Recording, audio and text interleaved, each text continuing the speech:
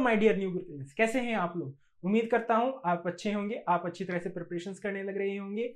ये सीरीज हमने स्टार्ट की थी CUET 2023 के लिए, पर ये सीरीज सिर्फ CUET के लिए नहीं, ये साल 2023 के लिए नहीं, ये आप किसी भी एग्जाम के क्रैश कोर्स के टाइम पे देख सकते हैं, तभी आपके लिए फायदेमंद होगी। इस सीरीज के थ्रू आप जल्दी से जल्दी इन कंसेप्ट को समझकर उसको इस्तेमाल कर पाएंगे।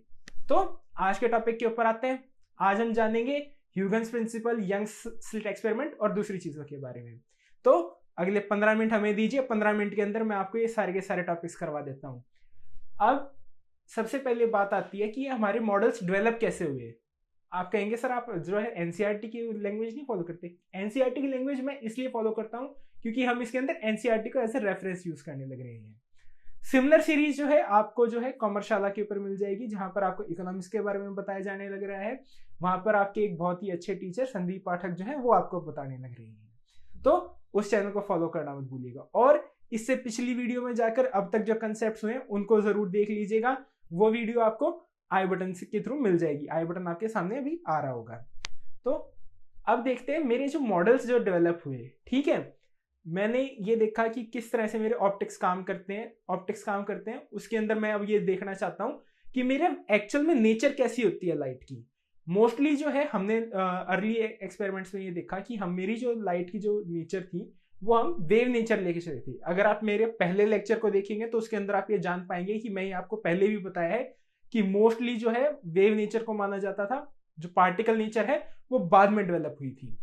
तो ये हमने जान लिया। अब इसको सबसे पहले जो है हमारा 1637 के अंदर जो हमारे डेस्कार्टेस थे उन्होंने ये मॉडल डेवलप किया था। कॉर्पस्कुलर मॉडल था। स्नेल्स ने अपना मॉडल डेवलप किया था, उन्होंने हमें स्नेल्स लॉ दिया था जो कि आप पहले देख चुके हो। उसके बाद जो है धीरे धीरे न्यूटन ने इसके ऊपर काम किया, दूसरे आने वाले साइंटिस्ट ने इसके ऊपर काम किया, पर हमने मोस्टली कोहेरेंट जो है हमारा वेव नेचर डेवलप कर लिया था। पहले हम ये मान के चलते थे कि जब जो है लाइट रेयर मीडियम से डेंसर मीडियम में जाती है तो उसकी जो वेलोसिटी है वो इंक्रीज हो जाती है, पर बाद में हमें पता चला कि वो डिक्रीज हो जाती है। और अगर आप एक्चुअल में देखना चाहेंगे तो वो ना तो इंक्रीज होती है ना वो डिक्रीज होती है। एक्चुअल में विद चेंज इन मीडियम मेरी जो लाइट की जो प्रॉपर्टीज है, जो मेरी इलेक्ट्रोमैग्नेटिक इंटरेक्शन है वो इंक्रीज हो जाते हैं, और लाइट एज सच ना तो वो तेज ट्रेवल करती है ना वो मंदी हो जाती है। सो इस कारण से जो है आप ये जान सकते हैं कि कैसे मेरा वेव नेचर ऑफ लाइट काम करता है। अब इसके अंदर ह्यूजेंस ने जो है बहुत अच्छा काम किया था। उन्होंने वेव नेचर के थ्रू जो है लाइट की अलग अलग जो मेरे प्रॉपर्टीज हैं, जैसे रिफ्लेक्शन, रिफ्रैक्शन और डिफ्रैक्शन, इन सारों को एक्सप्लेन करने की कोशिश की थी। रिफ्लेक्शन को बताते हुए उन्होंने कहा था कि आप यहाँ पर देख सकते हैं, यहाँ पर मैं आपको दिखाने लग रहा हूँ। उन्होंने कहा था कि हर मेरे जो लाइट का इंडिविजुअल जो पार्टिकल है उसको मैं एक इंडिविजुअल वेव फ्रंट मान सकता हूँ। इंडिविजुअल वेव फ्रंट के कारण जो है मेरे डिफ्रैक्शन और इंटरेक्शन पैटर्न्स जो है वो जनरेट होके आते हैं। अब ये दो तरह के हो सकते हैं, या तो वो सिंगल कोहेरेंट हो सकते हैं या फिर वो स्फेरिकल कोहेरेंट हो सकते हैं। दोनों आप देखने लग रहे होंगे। इसके अलावा जो एक और पैटर्न निकल के आता है वो भी मैंने आपको बता दिया कि जब जो है मेरा जिगजैग पैटर्न हो। तो यहां से आप ये देख सकते हैं कि किस तरह से मेरा जो है ह्यूजेंस प्रिंसिपल्स जो है वो मुझे रिफ्रैक्शन और रिफ्लेक्शन के बारे में बताते हैं। अब बात ये आती है कि इसके अंदर हमें कैलकुलेट भी करना होगा कि किस तरह से जो है मेरी रिफ्लेक्शन के टाइम पे जो एंगल्स निकल के आए वो कैसे कैलकुलेट होंगे। उनको कैलकुलेट करने के लिए पहले हमने सिंपल सी चीज की, जो मेरे स्नेल्स लॉ था, sine n1 sin θ1 is equal to n2 sin θ2। अब क्योंकि वेव नेचर को हम फॉलो करने लग रहे हैं, तो इसका मतलब क्या होगा, मेरा वेवलेंथ और फ्रीक्वेंसी के ऊपर डिपेंड निकल के आएगा। वेवलेंथ और फ्रीक्वेंसी के ऊपर डिपेंड निकल के आने लगा तो मेरी इक्वेशंस किस तरह से चेंज हो जाएंगी, मेरी इक्वेशंस इस तरह से चेंज हो जाएंगी। मेरा वैल्यू आ जाएगी sin θ1 और sin θ2 इज इक्वल टू λ1 और λ2 या फिर μ1 और μ2, है ना। ये लास्टली जो मेरी इक्वेशन निकल के आएगी वो भी मैंने आपको दिखा दी है यहाँ पर। अब ये मैंने जान लिया।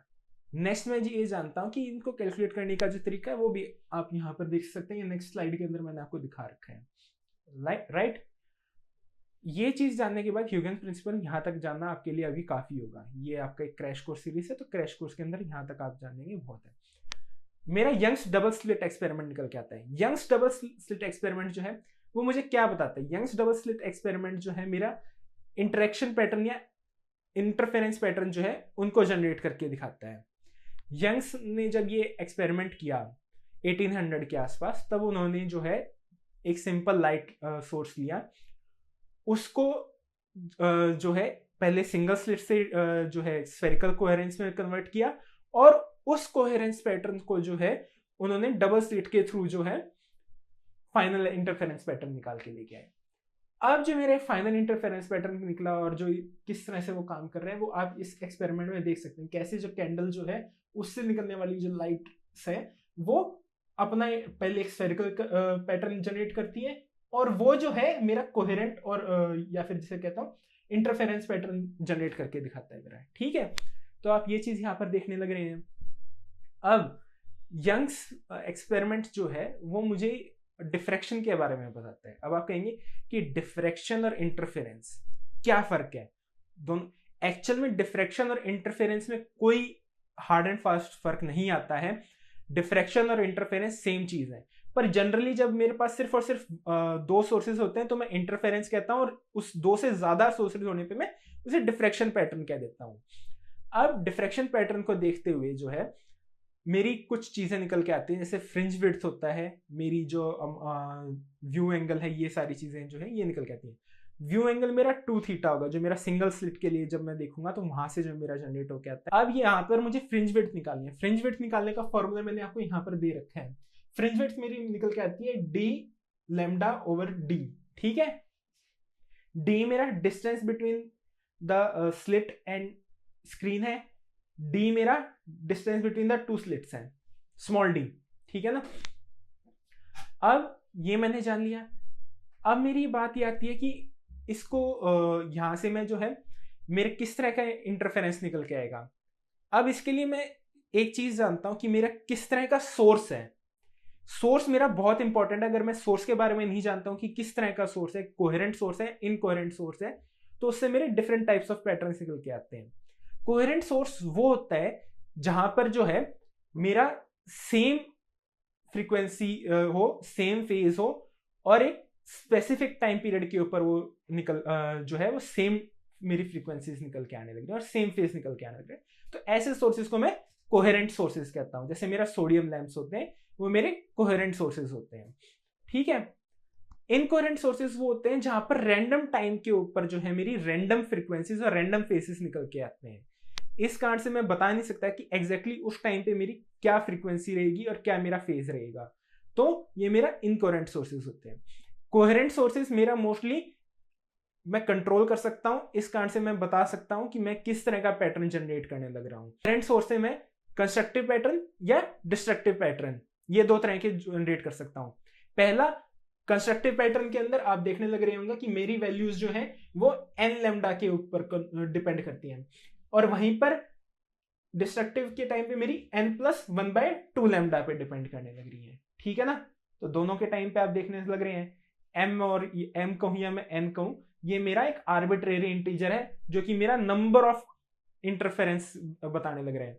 जब मेरा मेन प्राइमरी इंटरफेरेंस होगा, जो मेरी सबसे पहली इंटरफेरेंस पैटर्न निकल के आएगा, उस टाइम पे मेरी m की वैल्यू या n की वैल्यू 0 होगी।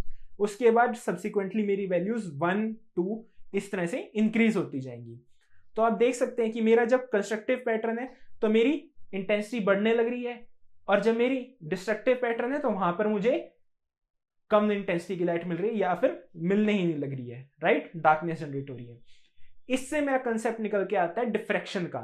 डिफ्रैक्शन जनरली जो होता है वो मेरा ये चीज बताता है कि जब मेरा लाइट जो है ऐसा अपीयर होता है, या फिर कोई भी EM वेव है, चाहे वो साउंड वेव हो, वो मुझे बेंड होती हुई दिखाई देती है कॉर्नर्स के अराउंड, है ना, उसके कारण जो मेरा पैटर्न जनरेट होता है।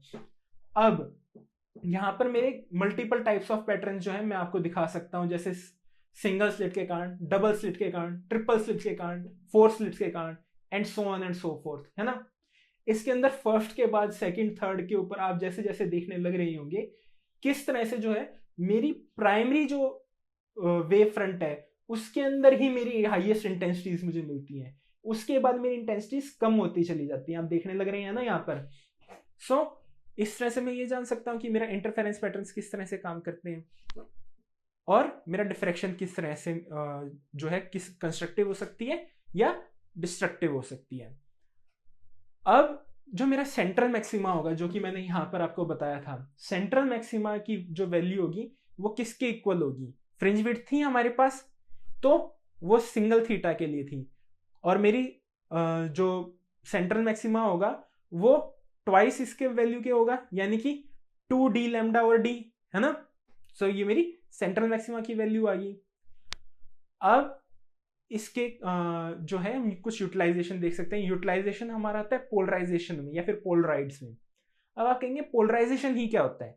पोलराइजेशन मेरा तब आता है निकल के, पोलराइजेशन में उसे कहता हूं जनरली मेरी जो लाइट होती है वो इनकोहेरेंट होती है, वो अलग अलग डायरेक्शंस में आपकी जाने लग रही होती है, पर जब मैं उसे एक पर्टिकुलर डायरेक्शन में चेंज कर देता हूं तब मैं कहता हूं कि मैंने लाइट को पोलराइज कर दिया। और मैं जितनी उसकी पोलराइजेशन करता हूं उतनी मेरी इंटेंसिटी चेंज हो जाती है। पोलराइजेशन के टाइम पे जो मेरी इंटेंसिटी आती है उसको मैं इस इक्वेशन के हिसाब से दे सकता हूं, I is equal to I naught cos square theta. Energy की वैल्यू भी मैं यहां से दे सकता हूं, आप देखने लग रहे हैं, I is equal to P square. ठीक है, अब इसके अंदर आपने देखा कैसे मेरी वैल्यूज जो है वो जनरेट होके आएगी, I is equal to E square, है ना। अब मैं ये जानता हूं कि मेरी पोलराइज लाइट के अंदर कुछ इंपॉर्टेंट टॉपिक्स होते हैं जिसको मैं जान लेता हूँ। पोलराइज लाइट के अंदर एक मेरा होता है प्लेन ऑफ वाइब्रेशन और एक होता है plane of polarization. Plane of vibration मेरा वो होता है जिसके अंदर मैं लाइट को पास होने दे रहा हूं, ठीक है ना, जिसके अंदर मैं वाइब्रेशंस को अलाउ कर रहा हूं। और प्लेन ऑफ पोलराइजेशन उसके परपेंडिकुलर होता है जिसके अंदर मैं वाइब्रेशंस को स्टॉप करने लग रहा हूं। अब आप सिंपल पोलराइजेशन का जो है आप यहां पर इसमें देख सकते हैं कि किस तरह से मैं एक लाइट वेव्स को सिंपल प्लेन पोलराइजेशन कर सकता हूं। ठीक है, मेरे पास लाइट वेव्स आई, उनको मैंने एक पर्टिकुलर उसमें से फिल्टर में से पास किया और मेरे पास एक पर्टिकुलर डायरेक्शन की ही लाइट जो है वो ही पास हो पा रही है। ये आपने चीज देख ली। ठीक है, अब इसके अंदर मेरी तीन तरह की पोलराइजेशन होती है, plane polarization, circular and elliptical. Plane polarization मेरी तब होती है जब मैं सिर्फ और सिर्फ एक पर्टिकुलर प्लेन की लाइट को पास होने दे रहा हूं, या अब प्लेन क्या कहेंगे, प्लेन मेरे कौन से होते हैं, तीन प्लेन्स होते हैं, एक्स, वाई एंड जी। तो अगर मैं किसी एक पर्टिकुलर प्लेन की लाइट को पास होने दे रहा हूं तो मैं उसे कहता हूं प्लेन पोलराइजेशन। और वहीं पर सर्कुलर पोलराइजेशन होती है जब मैं एक सर्कुलर पैटर्न के अंदर इक्वल मैक्सिमास के साथ जो है लाइट को पास होने देता हूं, तो मैं उसे सर्कुलर मैक्सिमाइजेशन कहता हूं। और एलिप्टिकल के अंदर मेरी सर्कुलर मैक्सिमाइजेशन जैसी ही प्रॉपर्टी होती है, बस फर्क ये होता है जो मेरी लाइट जो पास होने लग रही होती है वो इक्वल अमाउंट में नहीं होती, उसके जो एम्पलीट्यूड होता है वो इक्वल नहीं होता, वो डिफरेंट होता है, एक डायरेक्शन में ज्यादा होता है और दूसरे डायरेक्शन में वो कम होता है। जैसे कि एक एलिप्स होता है, उसका एक मेजर एक्सेस होता है और एक माइनर एक्सेस होता है। सिमिलर वे में जो है मेरी जब लाइट जो है इस तरह से एक डायरेक्शन में जब ज्यादा पोलराइज होगी, एक में कम, तो मैं उसे एलिप्टिकल पोलराइजेशन कहता हूं। अब हमने ये जान लिया। अब पोलराइजेशन करने के लिए मैं कुछ पर्टिकुलर सब्सटेंसेस का यूज करता हूं। प्लेन पोलराइजेशन मैंने आपको बता ही दिया। प्लेन पोलराइजेशन के अंदर जो होता है, जब मैं एक पर्टिकुलर डायरेक्शन की लाइट को पास होने दे रहा हूं तो मैं उसे प्लेन पोलराइजेशन कहता हूं। अब इनके लिए मैं जिस सब्सटेंसेस का यूज करता हूं मैं उन्हें पोलराइड्स कहता हूं। ठीक है, अब सबसे कॉमन जो है मेरे पोलराइड्स जो है वो मेरा एक तो निकोल आता है। निकोल का यूज जो है 1838 से किया जाने लग रहा है, तब मेरे जो है फर्स्ट टाइम पे पोलराइजेशन का यूज किया था। इसके साथ साथ जो है एलिप्टिकल पोलराइजेशन क्रिएट करने के लिए मैं जो है कैल्काइट का यूज करता हूँ, जो कि मेरा एक टाइप ऑफ क्रिस्टल है, उसका यूज करके मैं एलिप्टिकल पोलराइजेशन जनरेट कर सकता हूँ। अब बात ये आती है कि इस पोलराइजेशन का या पोलराइड बिहेवियर का मैं यूटिलाइज कहाँ पर करता हूँ। पोलराइज्ड बिहेवियर का मैं यूटिलाइजेशन करता हूँ बहुत सारी चीजों में। पहला तो होता है मेरा फोटोग्राफी के अंदर जो होता है मेरा ग्लेयर कम करना हुआ, या फिर जैसे जो है आप अपने सन ग्लासेस यूज करते होंगे उसके अंदर मैं पोलराइजेशन का यूज करता हूँ।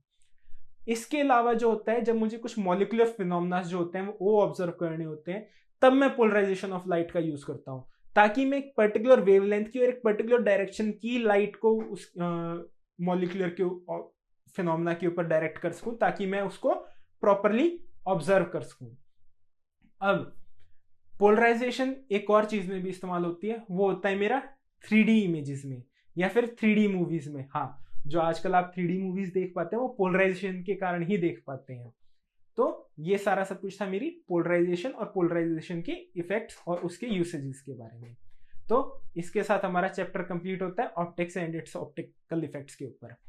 अब नेक्स्ट हमारा टॉपिक बचता है कम्युनिकेशन सिस्टम, वो हम देखेंगे नेक्स्ट वीडियो में। उस वीडियो को देखने के लिए इस चैनल को सब्सक्राइब करना मत भूलिएगा, बेल बटन को हिट कीजिए और कमेंट्स में अपने कोई क्वेरीज हो उसे मेंशन कीजिए, वरना हमें सपोर्ट कीजिए। मिलते हैं नेक्स्ट वीडियो में।